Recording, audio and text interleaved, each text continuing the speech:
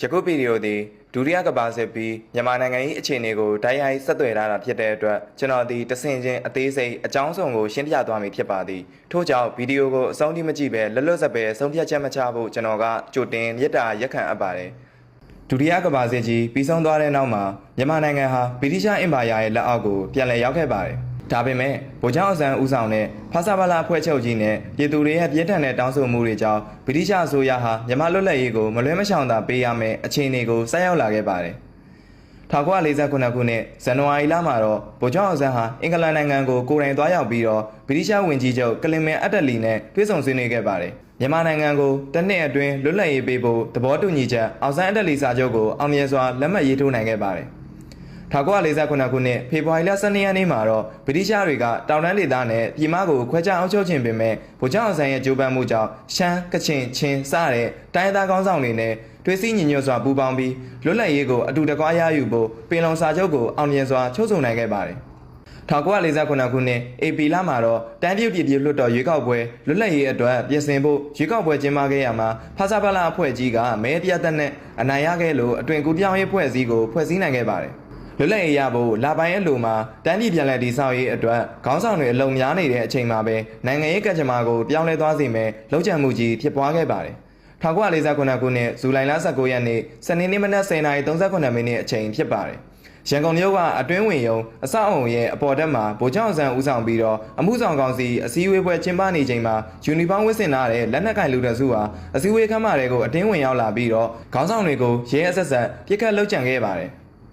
ဒီလှုပ်ကြံမှုကြောင့်တန်းပြည်အတွက်စားတော့မရနိုင်တဲ့ခေါင်းဆောင်ကြီး9ဦးသွင်းမြေချာဆုံးရှုံးခဲ့ရပါတယ်နံပါတ်1ဗိုလ်ချုပ်အောင်ဆန်းနိုင်ငံတော်ရဲ့အနာဂတ်ခေါင်းဆောင်ဖဆပလဥက္ကဋ္ဌကာကွယ်ရေးနဲ့နိုင်ငံခြားရေးဝန်ကြီးတခင်မြပြည်ထရေးဝန်ကြီးဒီတော်ဦးပါချိုပြန်ကြားရေးဝန်ကြီးဦးရဆက်ပညာရေးနဲ့အမျိုးသားစီမံကိန်းဝန်ကြီးဥပဝင်ကုသန်းရောင်းဝယ်ရေးဝန်ကြီးသူဟာဗိုလ်ချုပ်အောင်ဆန်းရဲ့အကိုအရင်ဖြစ်ပါတယ်မတ်ဖခိုင်စမှုလက်မှုနဲ့အလုတ်သမားဝန်ကြီးမိုင်းပွန်စော်ပွားကြီးဆက်ဆံတွန်းတောင်တန်းဒေသရေးရာဝန်ကြီးဦးအုံးမောင်လမ်းပန်းဆက်သွယ်ရေးနဲ့အတွင်းဝင်ရဲဘော်ကိုတွေပညာရေးဝန်ကြီးဦးရဆက်ရဲ့တက်တော်ဆောင်ဖြစ်ပါတယ်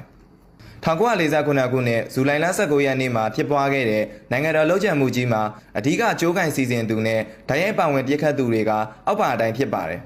ဂလုံဦးစောနိုင်ရင်ဝင်ဟောင်းဒီလှုပ်ကြံမှုကြီးတစ်ခုလုံးကိုနောက်ွယ်ကနေအစအဆုံးကြိုးကင်စီစဉ်ခဲ့သူဖြစ်ပါတယ်သူဟာအာဏာကိုရယူလိုတဲ့နိုင်ငံရေးရည်မှန်းချက်နဲ့ဗိုလ်ချုပ်အောင်ဆန်းကိုအဓိကထားဖယ်ရှားဖို့ကြံစည်ခဲ့တာဖြစ်ပါတယ်အတွင်းဝင်ရောစီဝေးခမ်းမတွေကိုယူနီဖောင်းဝင့်ဆင်ပြီးတော့လက်နက်တွေနဲ့ဓာတ်ရိုက်ဝင်ရောက်ပြစ်ခတ်ခဲ့တဲ့၄ဦးကတော့ဦးစောရဲ့တပည့်လက်ပါဆွေတွေဖြစ်တဲ့အောက်ပါလူတွေပဲဖြစ်ပါတယ်ရန်ကြီးအောင်တက်နှင်း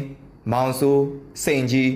းသူတို့ဟာတူမီကန်းနဲ့စတင်းကန်းတွေကိုအသုံးပြုပြီးတော့ခေါင်းဆောင်တွေကိုရဲဆက်ဆက်ပြစ်ခတ်ခဲ့ကြပါတယ်ကားမောင်းသူဒုက္ခနဲ့အဆောင်ပြစ်လိုက်ပါလာခဲ့တဲ့ဘာညွန့်အပါဝင်အခြားကြံရပါတွေလည်းပါဝင်ခဲ့ပါတယ်ကပတိန်ဒေးဗစ်ပီပီယန်ဗြိတိရှ်စစ်တပ်ကအရာရှိဖြစ်ပြီးတော့ဒီလောက်ကျန်မှုမှာအသုံးပြုခဲ့တဲ့လက်နက်ခဲယမ်းတွေကိုဦးစောထံတရားမဝင်ထုတ်ပေးခဲ့သူဖြစ်ပါတယ်လောက်ကျန်မှုဖြစ်ပွားပြီးချင်းမှာဦးစောနဲ့တပည့်တွေကိုအင်းလျားကန်ဆောင်မှာရှိတဲ့ဦးစောရဲ့နေအိမ်မှာရဲတပ်ဖွဲ့ကချက်ချင်းစုပ်သလိုဝင်ရောက်ဖမ်းဆီးနိုင်ခဲ့ပါတယ်အထူးခွင့်ရုံးနဲ့အချိန်ယူစစ်ဆေးပြီးတဲ့နောက်မှာတော့အဓိကတရားခံဖြစ်တဲ့ဂလုံဦးစောပါဝင်ပြစ်မှုကျွလွန်သူတွေကိုကြိုးပေးကွန်ရက်ခဲ့ပါတယ်ဒါဆိုရင်ဦးစောကဘာလို့လုပ်တာလဲဂလုံဦးစောကဗိုလ်ချုပ်အောင်ဆန်းနဲ့အာဇာနည်ခေါင်းဆောင်တွေကိုလှုပ်ကြံခဲ့ရတဲ့နောက်ွယ်ကအကြောင်းရင်းကတော့တကယ်တော့အာဏာပေါ်ယူသစ်မှုနိုင်ငံရေးရာမနာလိုမှုကြီးမားမှုနဲ့တွက်ချက်မှုမှားယွင်းမှုတွေကြောင့်ပဲဖြစ်ပါတယ်သူ့ရဲ့စိတ်နေသဘောထားနဲ့ဒီလိုမျိုးရက်ဆက်တဲ့ရာဇဝဲမှုကိုလုံးဝင်သွားရတဲ့အဓိကအချက်၅ချက်ကိုခွဲခြမ်းစိတ်ပြတင်ပြပေးပါမယ်နံပါတ်1အာဏာကိုမမောမှုနဲ့နေရာပြတ်လို့ခြင်းစိတ်ဦးစောဟာဗြိတိရှ်ကိုလိုနီခေတ်1940-1942မှာမြန်မာနိုင်ငံရဲ့နိုင်ရင်ဝင်ဟောင်းဖြစ်ခဲ့ဘူးသူပါသူဟာအာဏာရဲ့အရသာကိုကောင်းကောင်းသိထားပြီးတော့နိုင်ငံလွတ်လပ်ရေးရရင်လည်းသူပဲအမြင့်ဆုံးခေါင်းဆောင်နေရာကိုပြန်ရရမယ်လို့တထိတ်ချဆွဲလန်းနေခဲ့ပါတယ်နံပါတ်2ဗိုလ်ချုပ်အောင်ဆန်းပေါ်နိုင်ငံရေးအရာမနာလိုခြင်းဒုတိယကမ္ဘာစစ်ပြီးဆုံးသွားတဲ့နောက်မှာလူငယ်ကောင်းဆောင်ဗိုလ်ချုပ်အောင်ဆန်းရဲ့ဩဇာနဲ့ပြည်သူလူထုရဲ့ထောက်ခံမှုဟာတဟုန်တိုးတက်လာခဲ့ပါတယ်တိုင်းပြည်တစ်ခုလုံးကဗိုလ်ချုပ်ကိုပဲအာကိုတကြီးချစ်ခင်ကြပြီးတော့ဦးစောလိုဝိုင်းရင်နိုင်ငံရေးသမားဟောင်းကြီးကိုမျက်ကွယ်ပြုလာကြတဲ့အခါဦးစောရဲ့အတ္တဟာဓမ္မခန္ဓာဖြစ်လာခဲ့ပုံရပါတယ်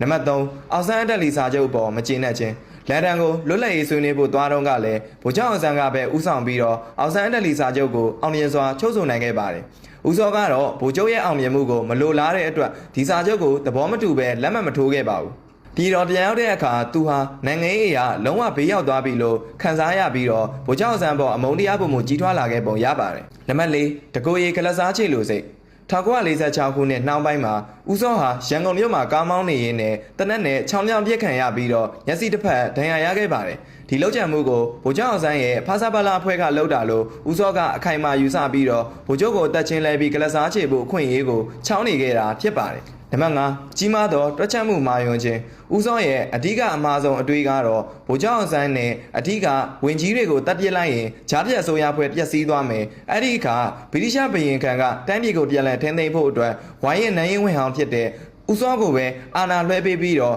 အစိုးရအဖွဲ့သစ်ဖွဲ့ကိုင်းလိမ့်မယ်လို့လွဲမှားစွာတွက်ချက်ခဲ့တာပါဗြိတိရှစစ်တပ်တွေကဗိုလ်ချုပ်အောင်ဆန်းကိုမလိုလားတဲ့အရာရှိအချို့ကလည်းသူ့ကိုမြောက်ပေးပြီးတော့လက်နက်တွေကူညီခဲ့တာကြောင့်သူဟာဒီအစီအစဉ်ကိုရဲဝံ့လုံးဝင်သွားတာဖြစ်ပါတယ်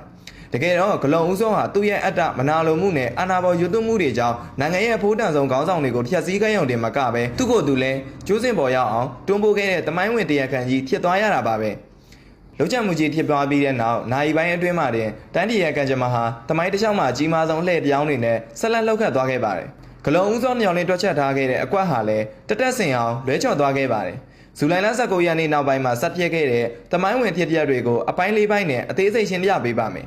နံပါတ်1ချက်ချင်းဖြစ်ပွားခဲ့သောအရေးပေါ်အပြောင်းလဲဦးစောတွက်ထားတာကဗိုလ်ချုပ်တို့မရှိတော့ရင်ဗြိတိရှဘရင်ခံစာအုပ်ပရန်ကသူ့ကိုအာဏာလွှဲပေးလိမ့်မယ်လို့ပါဒါပေမဲ့ဘရင်ခံကဦးစောကိုလုံးဝအယုံကြည်မရှိခဲ့ပါဘူးလောက်ကျန်မှုဖြစ်ပြီးချင်းမှာဇူလိုင်လ19ရက်နေ့ညနေပိုင်းမှာတင်ဘရင်ခံဟာဖာစာပါလာအဖွဲ့ရဲ့ဒုတိယဥက္ကဋ္ဌဖြစ်တဲ့တခင်ဦးနုကိုအရေးပေါ်ခေါ်ပြီးတော့ဂျားပြတ်အစိုးရအသစ်ကိုချက်ချင်းဖွဲ့ဆိုခိုင်းခဲ့ပါတယ်ဒါကြောင့်ဦးစောဟာအာဏာရမယ့်အစားဦးနုဟာမြန်မာနိုင်ငံရဲ့ဝန်ကြီးချုပ်အသစ်ဖြစ်လာပါတယ်နံပါတ်2ဂလုံဦးစောနဲ့အပေါင်းပါများကိုဖမ်းဆီးခြင်းဦးစောရဲ့လောက်ကျန်မှုစီစဉ်ဟာလှုပ်ဝက်ချက်မဟုတ်ပဲအစားအနာတွေအများကြီးခြံထားခဲ့တာကြောင့်ရဲတပ်ဖွဲ့တွေကတရားခံဟာဦးစောပဲဆိုတာကိုချက်ချင်းရိပ်မိခဲ့ပါတယ်ဒီလောက်ကျန်မှုကြီးဖြစ်ပွားပြီးတော့နိုင်ပိုင်းအလိုညနေခင်းမှာတင်စစ်တပ်နဲ့ရဲတပ်ဖွဲ့ဝင်တွေကအင်းလျားကန်ဆောင်မှာရှိတဲ့ဦးစောရဲ့နေအိမ်အေဒီလန်ကကမ်မာရီယာဗီလာကိုလက်နက်ပြေးစုံနဲ့ဝိုင်းလိုက်ပါတယ်ဦးစောနဲ့သူ့ရဲ့တပည့်တွေဟာအိမ်ထဲမှာအောင်ပွဲခံစားတောင်းနေတော့ရုတ်တရက်ဝင်ရောက်စီးနေခြင်းခံလိုက်ရပြီးတော့လက်ရဖမ်းဆီးခြင်းခံခဲ့ရပါတယ်အိမ်ဝင်းထဲက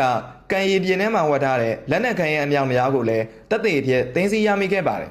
နံပါတ်3တမိုင်းဝင်တရားစီရင်ခြင်းနဲ့ကျိုးစင်တင်ခြင်းဖမ်းဆီးရမိခဲ့တဲ့ဦးစောနဲ့သူ့ရဲ့လက်ပါဆွေတွေကိုစစ်ဆေးဖို့အတွက်အထူးခုံရုံးတစ်ခုကိုဖွဲ့စည်းခဲ့ပါတယ်တရားခွင်စစ်ဆေးမှုတွေကလာတော်ကြာခိုင်လုံတဲ့တပ်တွေတွေကိုကြားနာခဲ့ပြီးတော့1948ခုနှစ်ဒီဇင်ဘာလမှာတော့ခေါ်ရုံးကဂလုံဦးစောနဲ့လောက်ကျန်မှုမှာတိုက်ရိုက်ပါဝင်သူတွဲဖက်တရားခံတွေကိုလူတက်မှုနိုင်ငံတော်တစ္ဆာဖောက်မှုနဲ့တည်တံစီရင်ချက်ချမှတ်ခဲ့ပါတယ်ဦးစောဟာအယူခံဝင်မှုစ조사ခဲ့ပေမဲ့တရားခံခဲ့ရပြီးနောက်ဆုံးမှာတော့မြန်မာနိုင်ငံလွတ်လပ်ရေးရပြီးလပိုင်းအလို1948ခုနှစ်မေလ10ရက်နေ့မနက်အစောပိုင်းမှာတင်ဂလုံဦးစောကိုအင်းစိန်ထောင်ထဲမှာကြိုးပေးကွပ်မျက်လိုက်ပါတယ်။ဝန်ကြီးချုပ်ဦးနုဟာဗိုလ်ချုပ်အောင်ဆန်းချန်ထားခဲ့တဲ့လွတ်လပ်ရေးလမ်းစဉ်အတိုင်းဆက်လက်ရှောင်လန်းခဲ့ပါတယ်။1948ခုနှစ်အောက်တိုဘာလမှာလန်ဒန်ကိုသွားရောက်ပြီးဗြိတိရှအစိုးရနဲ့နယူးအက်ဒလီစာချုပ်ကိုလက်မှတ်ရေးထိုးနိုင်ခဲ့ပါတယ်။ဒါကြောင့်ပဲ1948ခုနှစ်ဇန်နဝါရီလ4ရက်နေ့မှာမြန်မာနိုင်ငံဟာဗြိတိရှအင်ပါယာလက်အောက်ကနေလွတ်လပ်တဲ့အချုပ်အခြာအာဏာပိုင်နိုင်ငံဖြစ်သို့တရားဝင်ရောက်ရှိခဲ့ပါတယ်။တေချာသုံးသက်ကြည့်ရရင်တော့လွတ်လပ်ရေးတော့ရခဲ့ပါတယ်။ဒါပေမဲ့အတိုင်းပြည်အတွက်စားထိုးမရတဲ့ရေရှည်မာရွေးတစ်ခုကြံရစ်ခဲ့ပါတယ်။တိုင်းရင်းသားတွေအားလုံးကယုံကြည်ကိုးစားတဲ့ဗိုလ်ချုပ်အောင်ဆန်းနဲ့မိုင်းမို့စော်ပွားကြီးဆက်ဆံတုံးတို့လိုခေါင်းဆောင်တွေပါသားတဲ့အတွက်ကြောင့်လွတ်လပ်ရေးရပြီးချင်းမှတင်တိုင်းပြည်ဟာစီးလုံးမှုပြုတ်ကွဲပြီးတော့ပြည်တွင်းစစ်မုန်တိုင်းတွေကိုစပြီးတော့နစ်မွန်းခဲ့ရတာယနေ့တိုင်ပါပဲ။